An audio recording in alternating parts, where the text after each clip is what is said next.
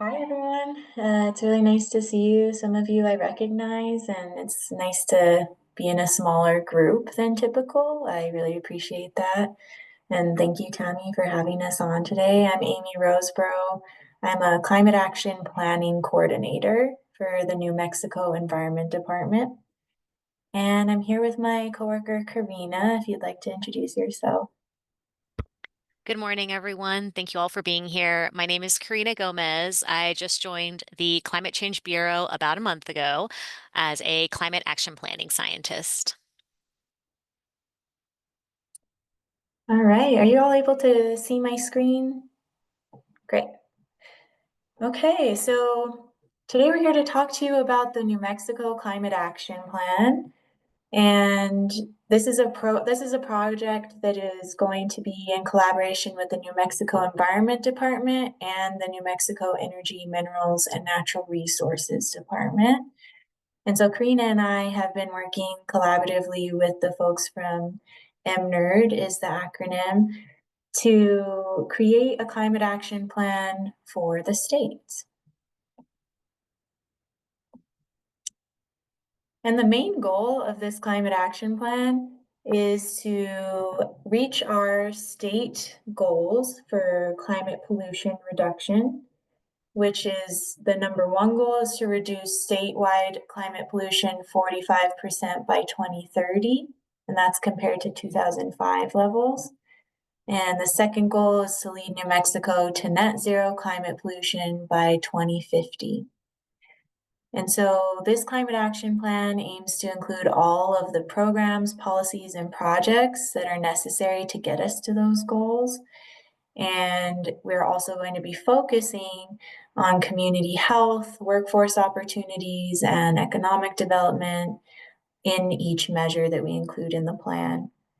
And this is all a part of a larger program under the Environmental Protection Agency, or the EPA, at the federal level. And they gave us a grant called the Climate Pollution Reduction Grant. And so this report is the second deliverable to the EPA, and it is due on December 1st of 2025. Some of you may be familiar with what we called the Priority Climate Action Plan, and the state finished that up in March of 2024. And that plan was to plan for what we need to do right away to get going on reaching these statewide set targets you see at the top of the screen. So now this plan that we're creating is a comprehensive climate action plan. It's everything that the state needs to do to get us to reach these goals.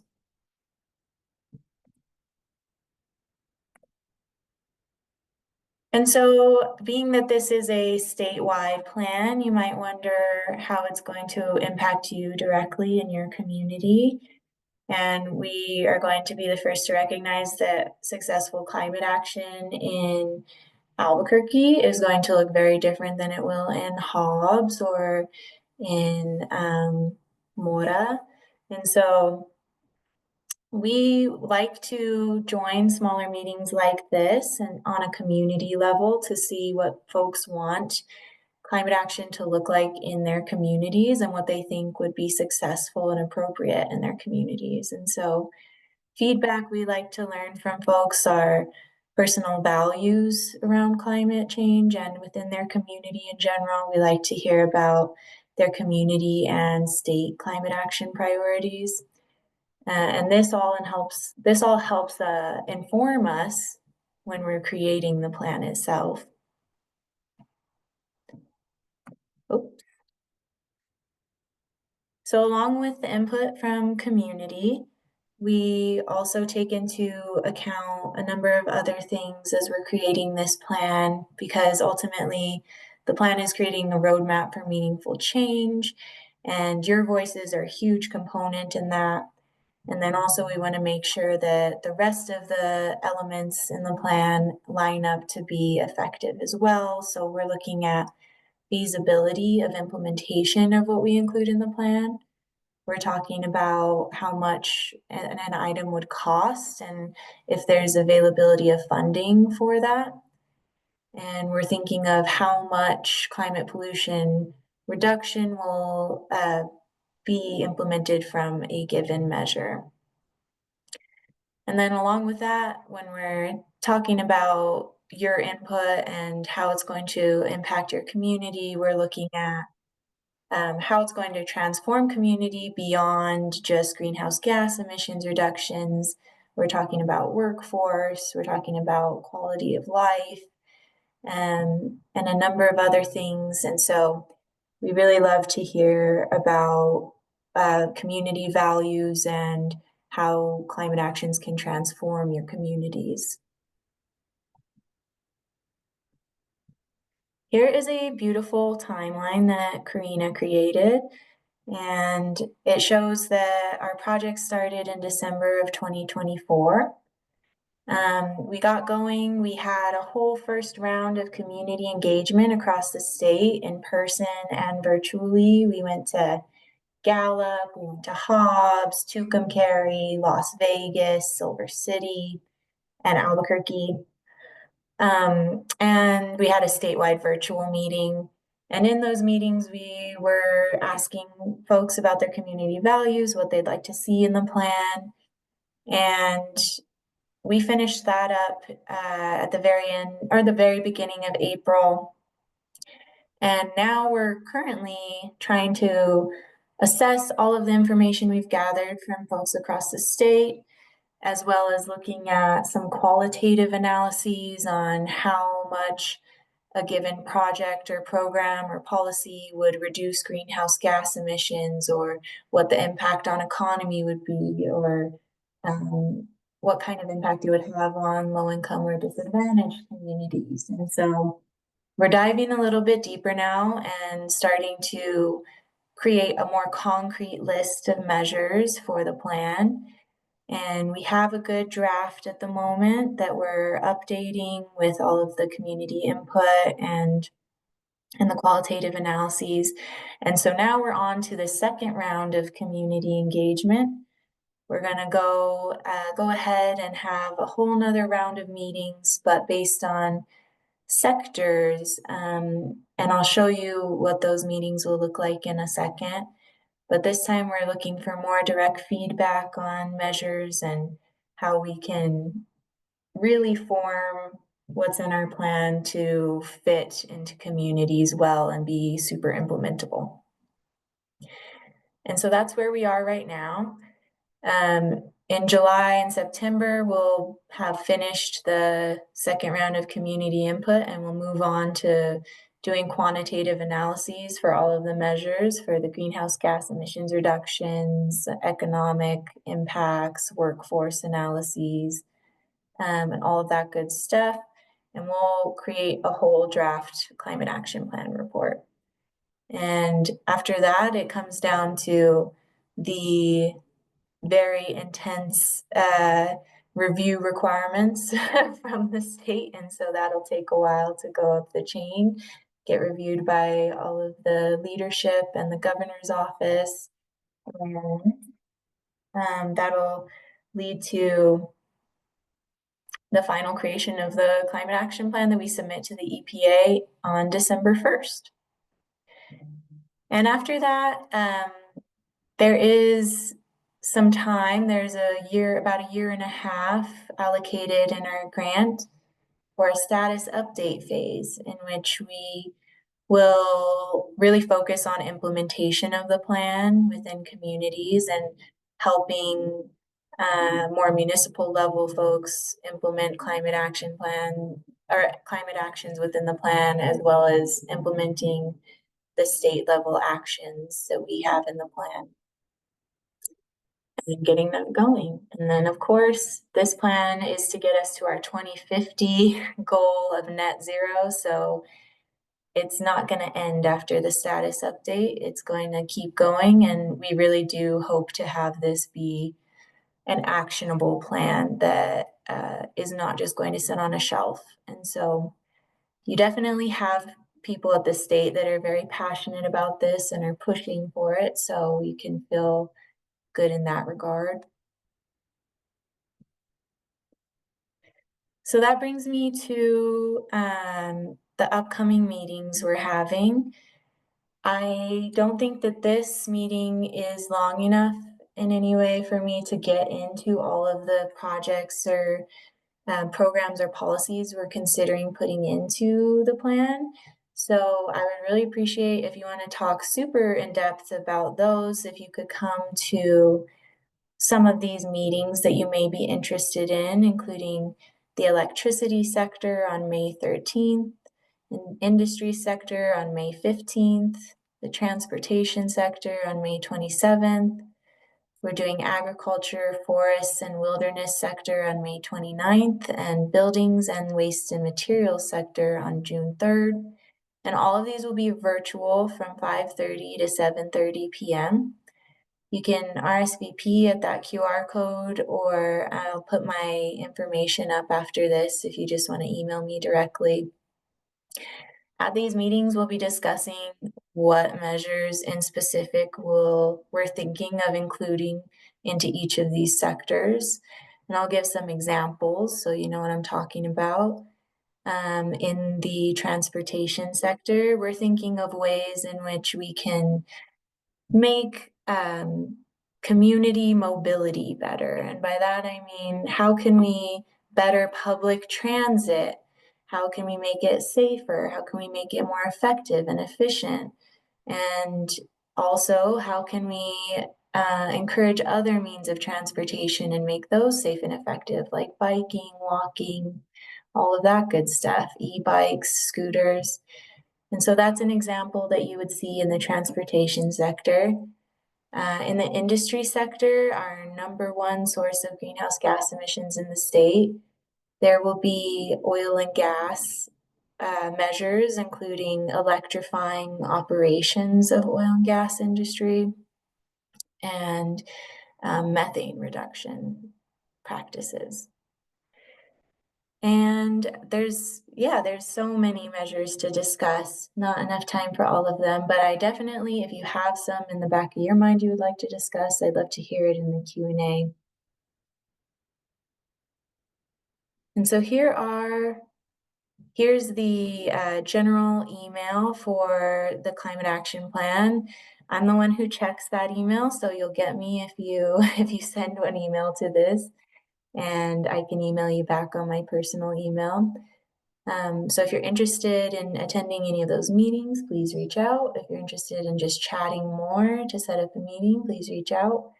And that's all I have as far as the presentation goes, but I'm excited to discuss with you all. Great. Thank you so much, Amy. Maybe there we go.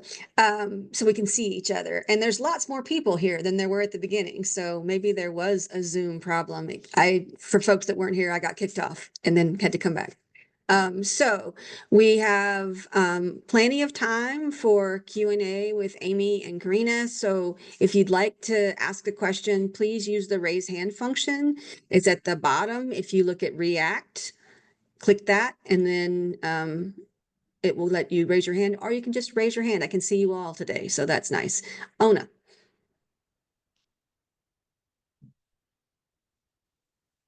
Ona, go ahead. You're muted.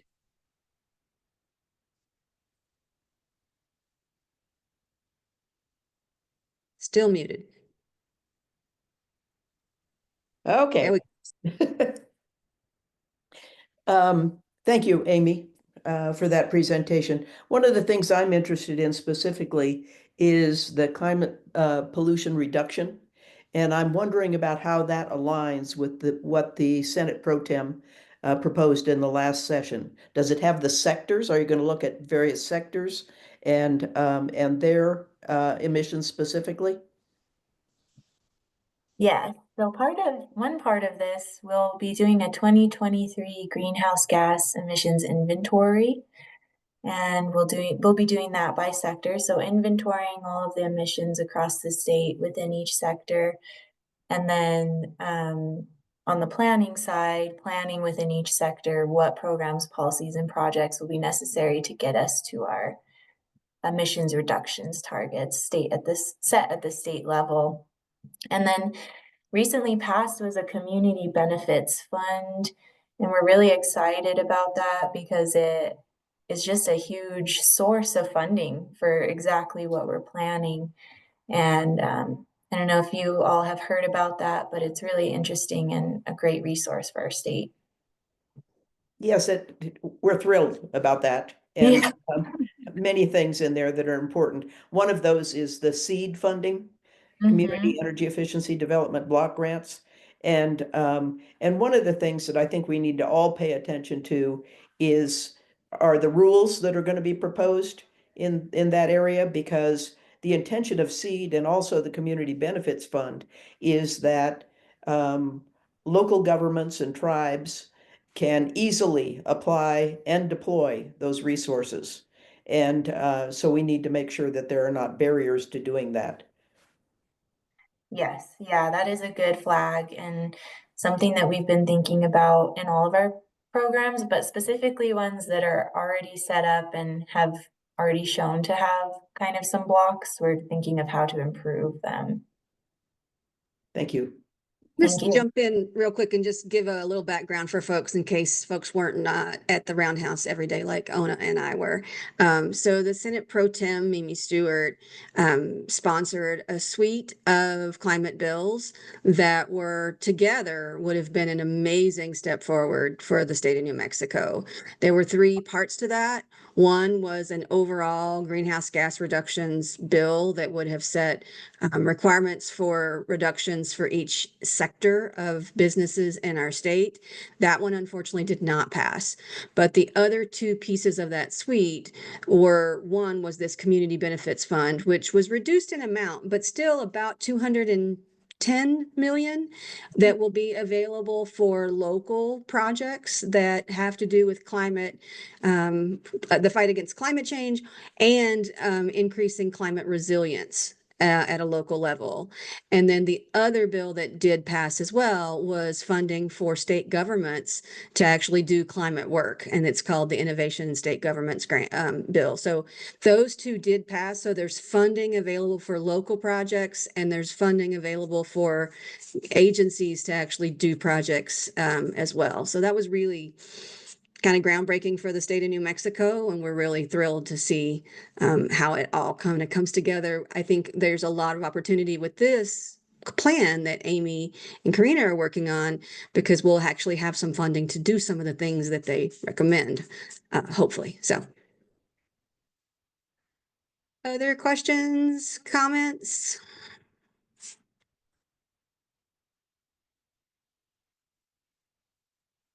Everybody's shy this morning. I have a couple, and I'll ask them while, and the folks can join in. I noticed that there's all the sectors are there, that you're going to have these conversations specifically about sectors. Is there going to be a conversation around beyond electrifying the oil and gas industry, which I totally support, but will the conversation expand to actually reducing the level of oil and gas activity in our state? That's currently not on the list. I think that it is an action that could be taken, and it's something that we need to start discussing. And so I think, have a few obstacles in that way of, having a lot of our state income coming from the oil and gas industry, and just trying to figure out a path forward for how to start diversifying our economy, which is good beyond just climate action. So we need to start focusing on that, and that is a part of our plan, is how to start developing the economy in other ways.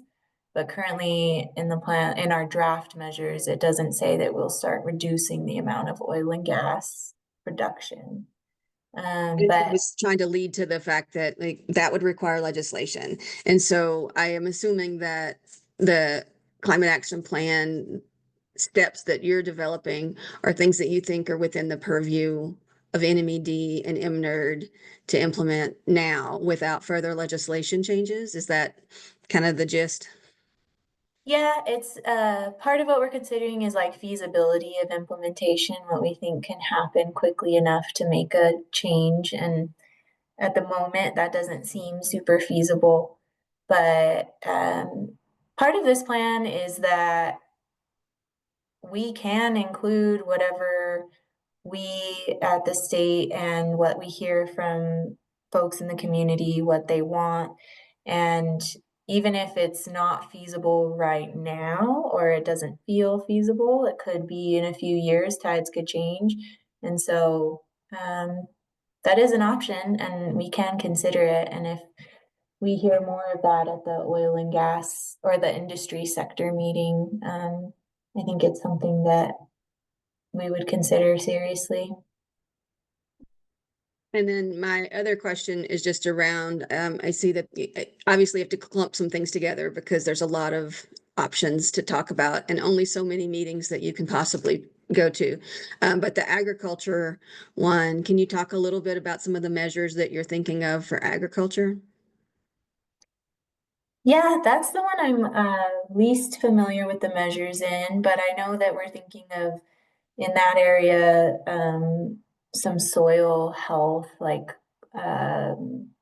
crop. I'm forgetting the word for it. Karina, could you pull up that list and maybe share some of our ideas from it, from the agriculture portion? Yeah, let me pull it. We're working with the forestry and the Department of Agriculture on that, and they've been really great resources because that is a point for me of not great knowledge. So a couple of things about that. In District 7, we've been trying really hard to plant record numbers of trees throughout our district, and I have plans for more, so that's really good. But I'm just wondering if kind of urban tree canopy is being captured in that bucket or perhaps another bucket. And then, Yeah. we have a question. Let's turn it over to Cheryl. Okay. Um, in terms of you're looking at different industries, how about the housing industry? Are you looking at that? Okay. Yeah. Are We're you, touching. Oh, go ahead. I was just wondering if you are familiar with work right here that was started in Taos years ago, 70s, with the earthships, and also it's now called Pangea. You're familiar with that? Not Pangea, but the Earthships, yeah. I think Earthships is now owned by Pangea. I might be wrong. Okay, but Oh. those two organizations are building these homes that essentially are off the grid because they're built. So they make they make use of the sun and the wind or anything, and they're built so they're really very, very light on the land. All right. And I was just thinking there's zoning issues that keep them from, retrofitting homes within established communities. And so that won't be something you'll be able to address because it deals with governmental regulations. Yeah, so we are considering building codes and building requirements and how to reduce energy, but then also like zoning requirements. And those are typically set more at like the municipal level. So we're considering what role the state should take in that, and how we can assist. But that is, yeah, we are having that discussion with municipalities and trying to forge the best way forward on that. And Cheryl, I'll just add, there is an earthen building code at the state. Our state has our building codes, and then local jurisdictions can adopt ones if they're more stringent, but not less. So you have to at least meet the state code. And that earthen buildings code is still available at the state level. I don't think that what's causing them to not spread is that there are local zones. I think it's that they're pretty expensive to build now because there are very few people who have the knowledge to create a proper earth and building. So it is a problem. I mean, I would love to see more of them, but I think it is allowed under our state codes, and the costs are really expensive. Okay, I hadn't been following what's happened to the expenses. At one point, they were very competitive, but I guess maybe that's an issue now. Okay. Yeah, it's just an issue to find somebody that has that skill set, right? And so, and it's going away.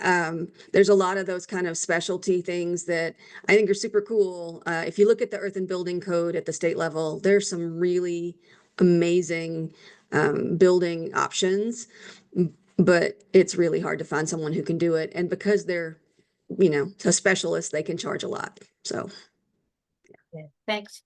Ona? Yeah, in that regard, one of the things that is, I think, coming on the horizon really very quickly is hemp block. And hemp block is actually something that contractors are very familiar with the building practices for that. And so I think that could be an option for what you're talking about, Cynthia.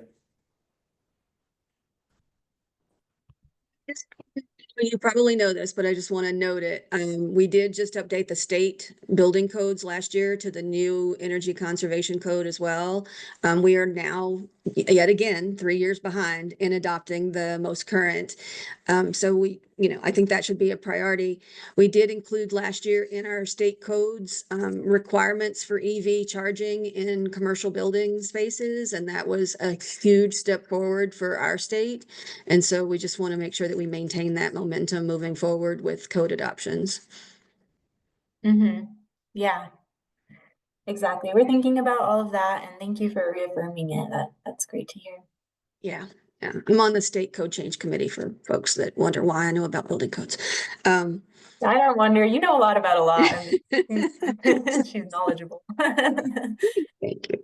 Any other questions? Oh, go ahead. The urban canopy question, we are thinking about that, and we're talking to our forestry department at MNERD and just trying to understand the nuance of it and how to make it most effective. And but yes, we're trying to include that in the plan. That's awesome. Thank you. The other thing that's happening in District 7 that, there's quite a few things on climate resilience that I would love to make sure are in the conversations. One is that because we have more extreme weather events with climate change. So we're seeing, large dumps of water in short periods of time. And then we also have very compacted earth, and mostly in District 7, concrete and asphalt, which is non-permeable. We have flash flooding that is growing in problem, or is a growing problem throughout our district, and quite a few areas that have storm drains that were built in the 1950s for when this was the edge of the city, and it can't, you can't control that much water with them. Redoing the storm drains in District 7 alone would be somewhere in the range of like 300, I think it's $300 billion. It's a huge amount because you would have to dig up and remove. So we're coming up with kind of creative new ways to do that, including green stormwater infrastructure, which are localized solutions that have a lot of environmental impacts, right? It lets the water not flood, but it also filters the water before it goes back into the river. It provides habitat for wildlife. It can have trees and bushes, so it helps with the urban heat island impact. So I just want to raise GSI as a really important kind of local solution that many communities like the smaller areas in District 7 could really use some help on. So, Galina. Yeah, sorry, I didn't figure out how to put up my hand soon enough. But going back into the code conversation that we were just having, I was wondering, is there anything or any talk about adding into the code that there's a requirement for new construction for a certain percentage or square footage of solar to be incorporated into new buildings like you did with the code for EV? I don't think that's currently on our list, but that is something Yeah, there's a something very that good idea.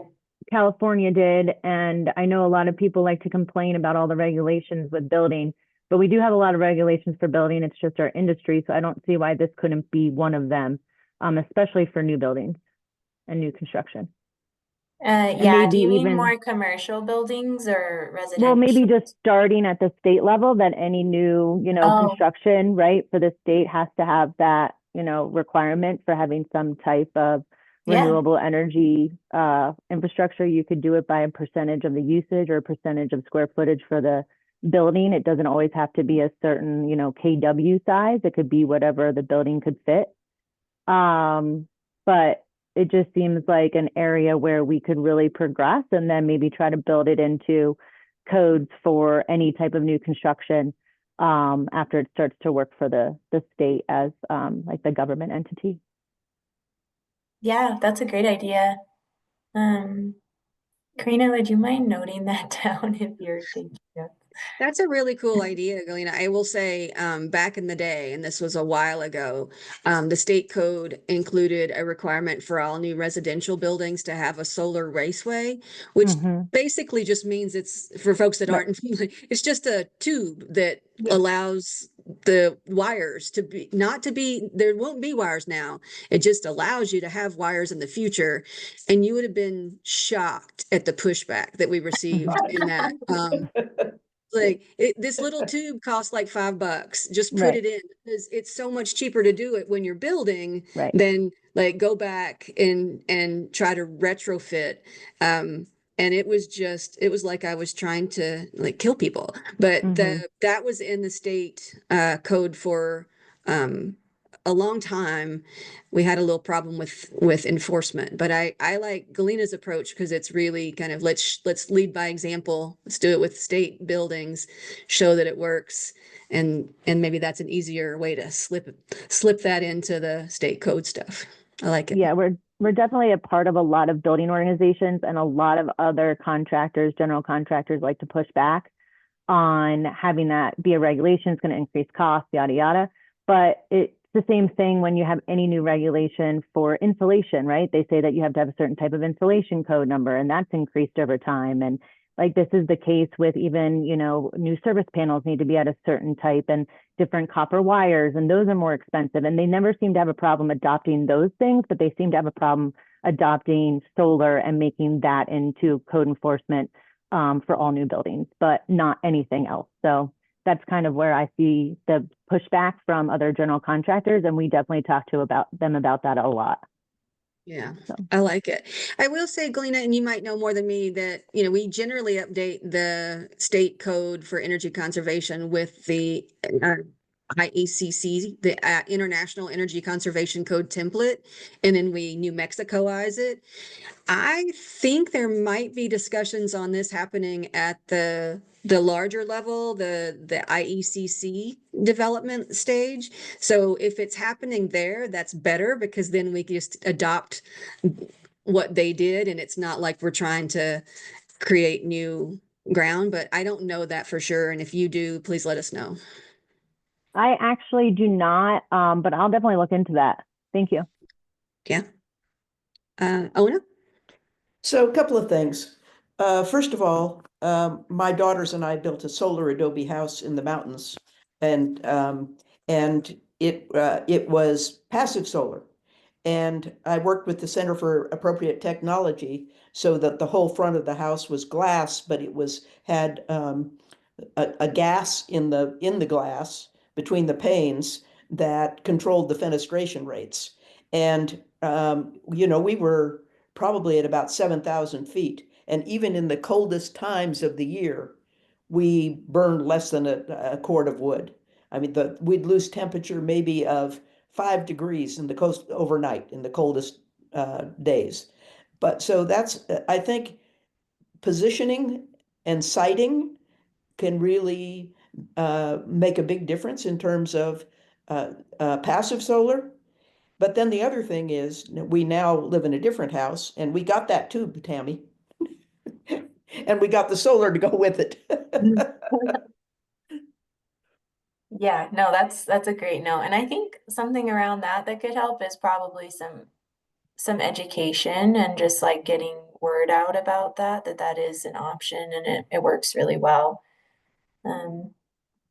So that's something we're talking about. We're talking about like enabling measures and how we can not just decrease greenhouse gas emissions directly, but how can we start supporting, future development through education and all of that.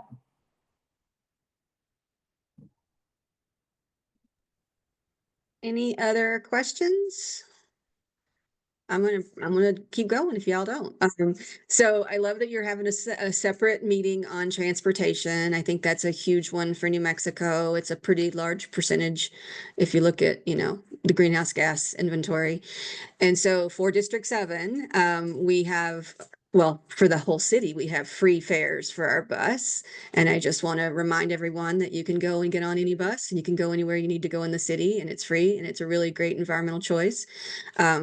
I would encourage discussions around making transit free in other communities around the state as well in the conversations, because that is really the barrier for folks that less advantaged than but I'm guessing most of us on this call are. And so making it free really does provide equity for that. And then for District 7, we just got a lot of new pins for the scooters that are now being rented in town. So you should see more of the scooters around District 7. They're easy to use. They can get you that last mile between wherever wherever you get off the bus and wherever you go. So check those scooters out. And again, love to see more of that kind of micro mobility options discussed as well. Yeah, absolutely. Those are amazing and fun. Has anybody taken the scooters except me? Yes. I use a scooter every day to get home because I live in Albuquerque, but I work up here in Santa Fe, and so I use the rail runner, and I take it to downtown, and then I take a scooter home. That is so cool. We just did that update to the ordinance that really brought the scooters back, for the rental scooters back for last year, and I'm so happy that you can just go get on them and get where you need to go. And then the other thing that we're working on in District 7, and I know Amy and Karina, probably this is like all over your thing, but we are trying to make sure we are in improving and expanding bicycle lanes, paths, safety, and then also pedestrian paths are getting improvements as we go. We don't have a ton of money to do them all at once, but we're trying to do that incrementally. We'll do Ona and then Cheryl.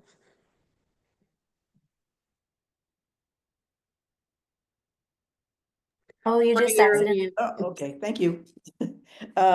So I want to just put in a word for e-bikes also. And Prosperity Works intervenes in all of the cases before the investor-owned utilities. And when we did some research before our last intervention with the P&M on e-bikes. And in that, we did a survey of all the people we were providing energy efficiency to. And we found that 85% of the people who we surveyed would like to have an e-bike at a reduced cost. And the and 75% of those 85 owned a car, but they wanted the e-bike. And in fact, the e-bike that we were able to garner, the discount on those that we were able to garner with P&M sold out in the first month. So we're going to be in a place to add more.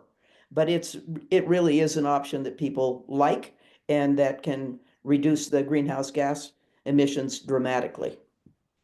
We do have a current sub-measure on our draft list that says provide rebates for e-bikes, e-cargo bikes, e-motorcycles, e-scooters to individuals and businesses. And so I think that's something that we've heard a lot from communities that would be really helpful. And I think that's a good flag for sure. Thanks, Ona. Cheryl? Just a quick question. These e-bikes and scooters take balancing ability. What about people like me who can't balance worth a damn? Sure, yeah. I mean, that's where I think public transit could really come into play, buses, and making them as safe and effective as possible, making people feel like it's an accessible option for them. And that's a struggle in New Mexico because that's not historically been our strong point, public transit, but it's essential if we really want to decrease transportation emissions. It's something we need to work on. And so that's a big part of our plan as well. But I guess I could ask you, like, how would you like to get around other than a car? What would be your ideal option? Well, the reason I like the idea of scooters and stuff like that is because they're readily accessible. Okay. Mhm. And you don't have to schedule a time or anything like that. But that is a problem. I mean, do they have scooters and bikes that have training wheels or something on them? I don't know. It sounds sort of, but for older people, that really is an issue. Yeah. Yeah, no, So, that's a good thought. We need to think more about the Say, mobility for people who Cheryl, like. were you able to come to the Earth Day Festival last month? No? no, I was Okay. not able to. So, Lime Scooters did a First Rider Academy at that, where folks can just try it. They can teach you how to use it. They're really not hard to balance on, but and I know Tanya had thought about doing another one of those First Rider Academies in District 7. And so that's something that you could come, the experts can teach you. And then if it's still, if it's not right for you, that's fine. But like, I would say, let's give it a try. There's folks there, they go very slowly if but it is worth a shot, because I thought when I first tried them, I was like, I don't know if I can do this. It is super easy. They're very low to the ground and very wide, and it's pretty easy. So, let's see, any other questions? It looks like Maria is. Maria? Hi, Tammy. Thank you for Hi. doing this, and thank you to the presenter and all the questions. It's just been so wonderful, educational. Okay. Now I want to follow up on the Cheryl's, because I want to say that I think it's wonderful what you're doing with the scooters and the e-bikes and everything. But I don't think I've ever seen it brought up that, not being able to balance on these things, Tammy, is not necessarily something that's just age related. So I have a condition that basically since childhood, I cannot do roller coasters, bicycles, motorcycles, um, anything that requires me to somehow separate myself from the grounding of the earth. I mean, I can go on planes and buses and stuff because, they're flat. And without my brain literally going into a panic mode and sending me into a panic attack, and it's not volitional and it's not controllable. And we finally figured out that there's either something wrong with the balance center in my ear, or there's something wrong with the wiring that controls it. I cannot believe that I am the only person in the universe that has this, and I've met a couple of other people do that. And so, I would be like happy with a scooter, just like they do in Florida, the older people with the thing and stuff like that. And I don't know what's possible, but I just wanted to say that it may not be something on like a disability list, but I don't think that I am the only one who experiences I mean, God, I wanted to ride a motorcycle so bad, Tammy. Yeah. But there's just no way, with the balance. As soon as it's in motion, I fall apart and I fall. Thank you. Thank you for sharing that with us. I do think it's something that, Amy, I don't know the answer to this. We need to think through as many mobility options as possible. But I will say that for the city of Albuquerque, at least transit is free. And so transit and walking are always the options. I would love to see our transit system expanded, but we are not going to get that funding with this council. So that's not going to happen, at least this year. But yeah, That's a really interesting thing. And I will just say that we just learned new numbers on the aging of Albuquerque, and we have a very aging population. And so those kinds of concerns that Maria's talking about, like, we're going to have those more and more. And so we need to start thinking through those when we're talking about micromobility and mobility in general. I thank you. Okay, it is getting close to the end. Any other comments, questions, concerns? Okay. I like your background, Spencer. Galena? Yeah, sorry, I wasn't sure. Are we allowed to talk about things other than this topic? So let's close off. If folks have any other questions for Amy and Karina, now we'll do those, and then we can stay until right at 11 if there are other questions. But if there's nothing else, for them, let's give them thanks for sharing their time and their expertise. We will get the information on the upcoming events, and we will put that in our newsletter. And it looks like there's going to be some before our next newsletter, so we'll put that out on social media as well. So check all those places so you can go to those individual sector meetings and have those conversations there as well. Thank you both for coming. Appreciate you. You're welcome to stick around, but you're also welcome to leave because I know you're very, very busy. So thank you for being here. Thank you. Thank you so much. Thank you for having us. Thank you. Okay. And then Galena, we can talk about anything else you want. Yeah, I just had a question for our area over here, the Alvarado Park neighborhood.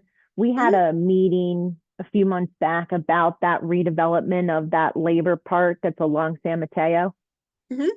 I was just wondering how that is going, because I wanted to make sure that, my comments were in there that I would like to see some kind of crossing there, like we have on Lomas, that shuts down traffic so we can cross with bikes, because we do a lot of biking downtown, and we have a 5-year-old, and we're always scared to death to cross there.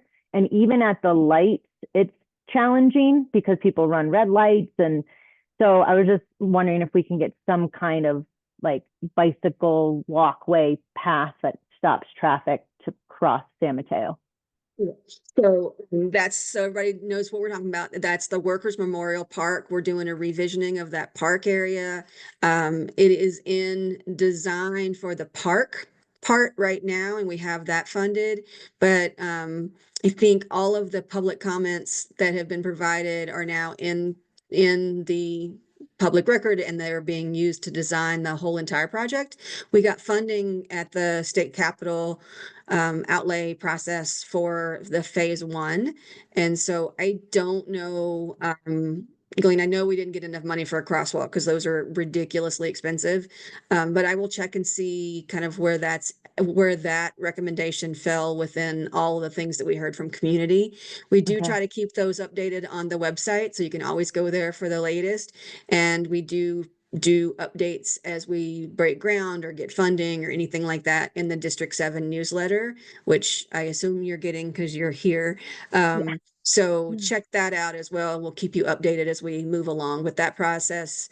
Takes a while because we've done a massive community input process rather than just coming and saying, we're going to do this. We said, let's hear from the community about what they want. And then we're going with what the community but basically what had the most support from the community. So I'll check on the crosswalk. Great, thanks. I appreciate that. Sure. Okay. I think that is it for today. Thanks everybody for coming, and we will check your newsletter. It's coming out on the first Friday of the month, and then we'll see you, or I'm sorry, coming out the third Friday of every month. So check your newsletter that's coming out, and we'll see you here again next month for, I don't know the topic, but we will get that out to you in the newsletter. All right. Thanks. Thank Bye. you.